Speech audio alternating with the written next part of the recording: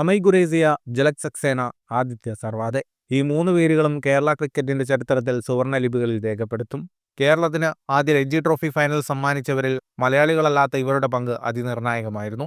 ഇന്ത്യയുടെ മുൻ താരമായിരുന്ന ഖുറേസിയയാണ് കേരള ടീം പരിശീലകൻ. സക്സേനയും സർവാതെയും സെമി ഫൈനലിലടക്കം മികച്ച പ്രകടനം കാഴ്ചവെച്ച താരങ്ങളും. തമിഴ്നാട്ടുകാരനായ ബാബ അപരാജിതും കേരള സ്ക്വാഡിലുണ്ടായിരുന്നെങ്കിലും ഇടയ്ക്ക് പരിക്കേറ്റ് പിന്മാറി. മധ്യപ്രദേശിലെ ഇൻഡോർ സ്വദേശിയാണ് സക്സേന. സ്വന്തം സംസ്ഥാനത്തിനു വേണ്ടിയാണ് കരിയറിലെ മുഖ്യ പങ്കും കളിച്ചത്. 7 വർഷമായി കേരള ടീമിലുണ്ട്. രഞ്ജി ട്രോഫിയിൽ 6000 റൺസും 400 വിക്കറ്റും തികച്ച ആദ്യ ക്രിക്കറ്റർ. ഇപ്പോൾ 7000 റൺസും 478 വിക്കറ്റും. ഓപ്പണിംഗ് മുതൽ ഏത് റോളിലും കളിക്കും. ന്യൂ ബോൾ, ഓൾഡ് ബോൾ വ്യത്യാസമില്ലാതെ ഏത് സാഹചര്യത്തിലും പന്തെറിയും.